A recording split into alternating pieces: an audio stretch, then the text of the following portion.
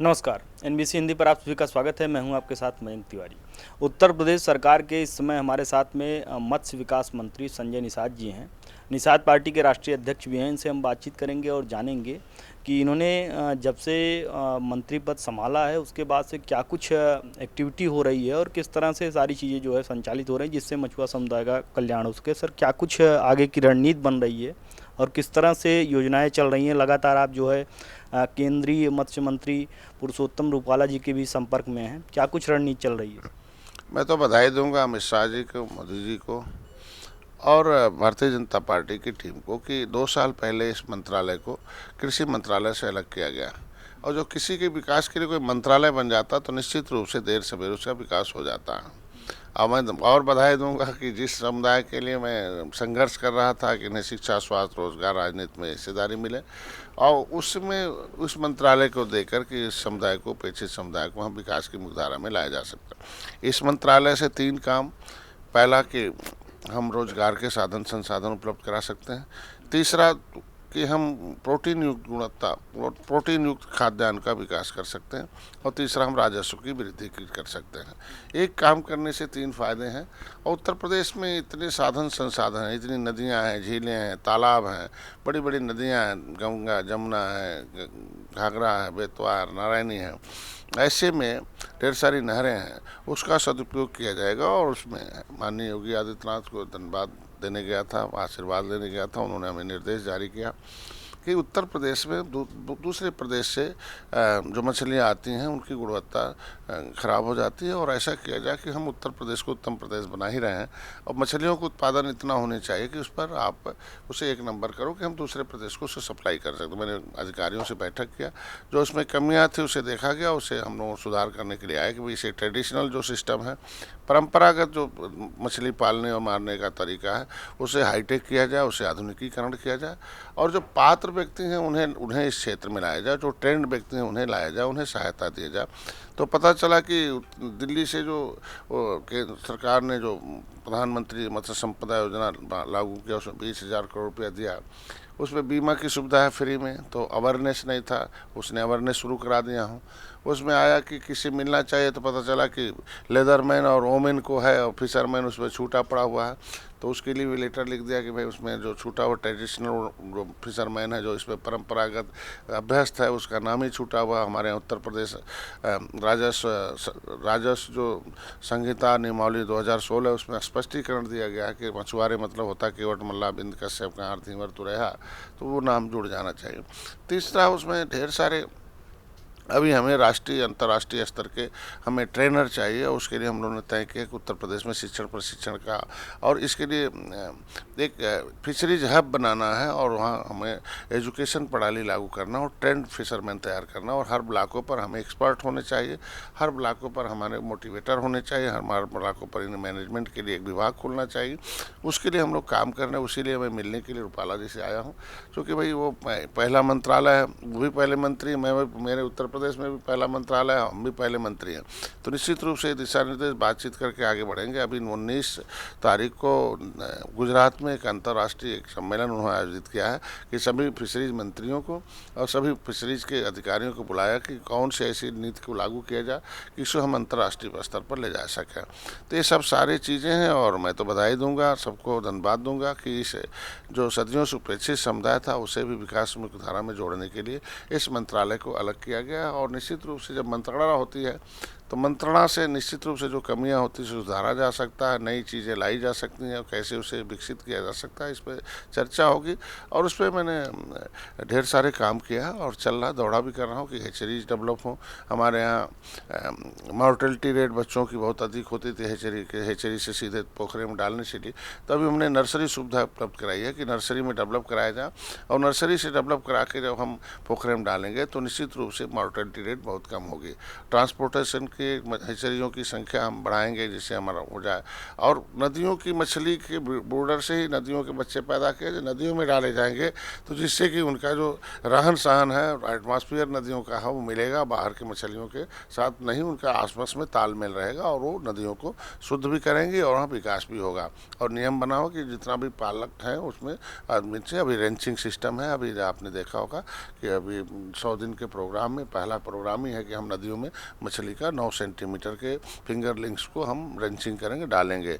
दूसरा अभी 750 हेक्टेयर अलग से भूमि हम पोखरों का निर्माण करेंगे 100 दिन के अंदर है। तीसरा है कि हम उसमें पानी के मृदा का परीक्षण करके उन्हें हम मानक के अनुसार लाया जाएगा। सर एक चीज़ जानना चाहेंगे, जैसे आगामी 5 साल में क्या कुछ ऐसा खास किया जाएगा जिसके जरिए मछुआ समुदाय के अंतिम व्यक्ति तक लाभ पहुंच सके? कहीं न कहीं होता है कि विकास की मुख्य धारा में वो लोग तो पहुंच जाते हैं जो कनेक्टिविटी में जो लगातार संपर्क में रहते हैं, लेकिन अंतिम व्यक्ति तक लाभ पहुंचाया जा सके, इसके लिए किस तरह की प्लानिंग है और किस तरह से योजनाओं को धरातल पर उतारा जा रहा है? पहले ऐसा था कि पहले की सरकारों ने इसमें भेदभाव के अनुसार ट्रेडिशनल का नाम ही, फिशरमैन का नाम ही गायब कर रखा था। उसी नीति को बदलाव लाना है कि जो इसमें अभ्यस्त होने लाया जाए। प्लस उसमें निश्चित रूप से हमें हर एक जाति, हर एक बिरादरी के जितने लोग इसमें पैसा में जोड़ सकते हैं सबको जोड़ना हमारा पहला काम है। लेकिन इसमें जो अपेक्षित हैं, जो पात्र व्यक्ति हों, उनका चिन्हितकरण किया जाए, उनको लाभार्थी के रूप में पहले चलाया जाए और सरलीकरण किए जाए नियम के कि जिससे आसानी से उन्हें मिल जाए। इस पर हमने अधिकारियों से बैठ के बात की है और डेली लोग मिलने आते हैं और उनका सुझाव मांगा गया है, मत्स्य पालकों का सुझाव मांगा गया है, लाभार्थियों का सुझाव मांगा गया है, बड़े बड़े जो उसमें उद्यमी लगे हैं उनसे भी सुझाव मांगा रहा। और इसमें एक्सपर्ट एक कमेटी हम बनाने जा रहे हैं कि जिसमें कि हर एक तरह के लोग रहें जो अपनी अपनी समस्याओं के लेके आए, उसे हम समाधान कर सकते हैं। तो ऐसे में निश्चित रूप से हम इसे हाईटेक कर रहे हैं टेक्नोलॉजी को कि हम पोर्टल के माध्यम से, प्रचार के माध्यम से हम फार्म को ओपन करें। और पहले क्या था कि कभी पोर्टल खुलता था 2 दिन के लिए खुलता था, जो उसके लिए जितने भी उससे रिलेटेड लोग थे लाभों को लेने के लिए जो फ्री में ले लेते। तो अभी मैंने कहा कि लंबे समय पहले ट्रेनिंग दिया जाए और ट्रेंड लोगों को ही योजनाओं का लाभ दिया जाए। चूँकि भाई हम 60% सब्सिडी हम सरकार देती है, 40% किसान लगाता, तो हिस्सा अगर मेरा ज़्यादा है तो उस पर कंट्रोल मेरा ज़्यादा होना चाहिए। तो उस पर भी एक योजना बन रही है, एक नीति बन रही है कि हम पहले ट्रेंड लोगों को और उसमें ज़रूरतमंद लोगों को, पात्र लोगों को और गरीबों को छोटे छोटे प्रोजेक्ट लगाए जाएँ जिससे कि गरीब उसमें भी लाभ ले। जैसे बायोफ्लैग सिस्टम है, बायोफ्लैग लगाएंगे तो दरवाजे पर भी 4 टैंक रख लेगा, तभी उसे 10,000 महीना आना शुरू हो जाएगा। वो कहीं रहेगा छत पर लगा लेगा तो भी आ जाएगा। किसी का खेत अब पहले था कि ज़मीन रहेगी तभी लिया जाएगा, लेकिन अभी ये हो गया कि नहीं, किसी के किराए पर ले लो तो भी हो जाएगा। अभी आ गया कि नहीं, अभी आप वो FFPO बना डालो, फिशरीज फार्मिंग प्रोडक्शन ऑर्गेनाइजेशन बनाओ, एक यूनियन बना डालो। तुम्हारे पास ज़मीन नहीं, जिसके पास ज़मीन होगा वो ज़मीन देगा, किसी पर ज्ञान होगा ज्ञान देगा, किसी के पास पैसा होगा पैसा देगा, किसी के पास कुछ नहीं है तो श्रम देगा। ऐसे लोगों के एक यूनियन बनाओ और उन्हें भी योजनाओं का लाभ दो। उनको यूनियन में उसमें अगर महिला है तो 60%, लेदरमैन है तो 60% है, अब फिशरमैन है तो अभी नहीं था, उसे जुड़वाना है। तो ऐसे में हम लोग FFPO बना रहे हैं और उस पर हम लोग काम कर रहे हैं। और निश्चित रूप से तमाम हमारे यहाँ सहकारी समितियाँ हैं जो तमाम ढेर उसमें आपस में विवादित हैं, उन्हें ज्ञान न होने के नाते, तो उन्हें हम लोग समितियों को FFPO के माध्यम से जोड़ेंगे।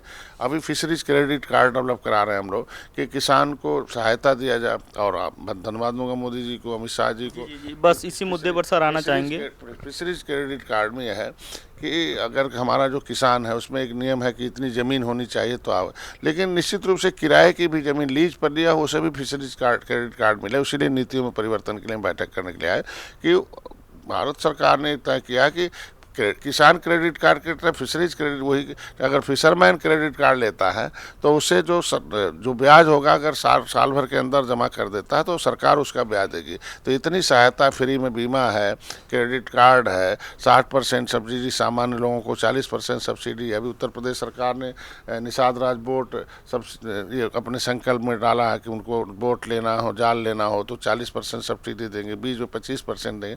तो उत्तर प्रदेश ने भी ऐसा किया है और निश्चित रूप से NFDB का जो केंद्र हैदराबाद में है उसे लाया जा रहा है कि दिल्ली केंद्र बने और हर राज्यों में उसका एक बने। और इससे निश्चित रूप से अभी हमने मांग किया कि इसमें बड़े एक यूनिवर्सिटी में हमारे सब्जेक्ट पढ़ाए जाएँ और इस पर ट्रेनिंग सेंटर अधिक से अधिक बढ़ाए जाएँ। तो ये सब चाह रहा कि अब हम खुद ही जब इस क्षेत्र में जुड़े हुए लोगों से संपर्क में, तो निश्चित रूप से जो जो आवश्यकता होगी उसे पूरा किया जाएगा। सर, बिल्कुल जो शून्य से शुरुआत करे उसके लिए क्या कुछ योजनाएं हैं उनको लोन को लेकर और सब तमाम सुविधाओं को लेकर, जो बिल्कुल शून्य से शुरुआत करना चाहे उसके लिए किस तरह की प्लानिंग है, किस तरह की रणनीति उसके लिए बनाई गई? देखिए, किसी को करने के लिए पहले उसके अंदर इच्छा जागृति होनी चाहिए, दृढ़ शिक्षा शक्ति होगी तभी कुछ कर पाएगा। और ऐसे लोगों के लिए पहले हम प्रोजेक्ट पर दिखाएंगे, पोर्टल पर सब उनके वीडियोज हैं सब वो दिखाएंगे, उसको ले जाके मौके पर दिखाएंगे। फिर उसे जो पहले से लाभान्वित व्यक्ति हैं, चाहे वो कोई भी लाभ ले चुके हैं, काम कर चुके हैं, उनके साथ उन्हें अटैच किया जाएगा और वो सीखना कि कितना आसानी से इसे हम फिचिंग कर सकते हैं। और फिर उसे पता चलेगा कि नहीं, हमें इसमें सहायता भी मिलेगी सरकार से, तो निश्चित रूप से करेगा। और उसे फ़ायदा जब नज़र आएगा कि हमारे इस काम करने से 3 फायदे होंगे कि एक तो हमारा रोज़गार बढ़ेगा, हमारे बच्चों का रोज़गार बढ़ेगा, पड़ोसी का बढ़ेगा और कई लोगों का बढ़ेगा। अभी हम लोग फिश पार्लर स्टार्ट करने वाले हैं, फिश पॉइंट सड़कों के किनारे चलाने वाले हैं, इसके लिए अच्छे अच्छे हॉट्स तैयार करने वाले हैं, इसको मतलब हाईटेक करने वाले हैं। जैसे अंतर्राष्ट्रीय स्तर पर फिशिंग होती है, मार्केटिंग होती है, तो दोनों हम लागू करने वाले। तो ऐसे जो जीरो से शुरू करने वाले हैं उनको हम समझाने के लिए हम कॉल सेंटर लगा रखे हैं, हम उनके बल्सर हैं, बड़े बड़े होर्डिंग्स हैं।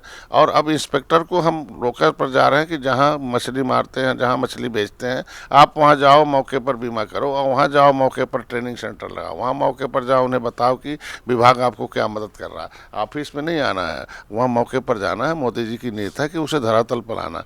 तो पहले कि विभाग था, अपने हिसाब से बने हुए अंग्रेजों का बना हुआ कानून था 1948 का, उसमें अब ढेर सारा बदलाव लाया जा रहा है। तो अब चूँकि कानून से और मंत्रालय का मदद ही होता है कि निचले पावदान पर रहने वाले व्यक्ति को विकास की मुख्यधारा में लाया जा सके, तो उसे जो भी प्रणाली होगी उसे हम लोग लागू करके लाएंगे। सर, हमारा अंतिम सवाल है, उत्तर प्रदेश सरकार में आपको मत्स्य विकास मंत्री बनाया गया, आपके लिहाज से कितना संतोषजनक पद आपको मिला और क्या आपको पहले से ही अनुमान था कि हमें इसी पद के लिए जो है मनोनीत किया जाएगा? मैं तो डिमांड किया था कि भाई हमारे अपने ऐसा पद देना, ऐसा सगैर दीजिए कि जो हम अपने समाज को जोड़ सकें, उन्हें विकास की मुख्यधारा में ला सकें। जो कोसों दूर है, नदियों किनारे बसे हैं, न तो घर है, न खेत है, न तो सड़कें हैं, न तो शिक्षा है, न तो उनको रोज़गार है, ऐसे में वो ट्रेडिशनली बेचारे पड़े हुए हैं, तो हम उसे हाईटेक कैसे जोड़ सकते हैं, कैसे हम आधुनिकीकरण कैसे कर सकते हैं, कैसे उन्हें सहयोग कर सकते हैं। तो ये हमारे, जब उनके बीचों में मैं रहा हूँ, सोया हूँ, खाया हूँ, तो उनके दर्द को मैं समझा हूँ। मैं बहुत गौरवान्वित हूँ कि ऐसे समुदाय के सेवा का अवसर दिया, और वो भी कानून बनाकर, सहयोग करके, पैसा देकर, ट्रेनिंग देकर, मार्केटिंग करा के, अनुभव दिलाकर और दौड़ा इधर उधर देश विदेश में उन्हें पहुँचा कर, उनको विजन दिखाकर, ये सारा कुछ अवसर मिलेगा। मैं धन्यवाद देता हूँ, बधाई भी देता हूँ, और खुश, मेरा समाज बहुत खुश है, हम भी गौरवान्वित हैं।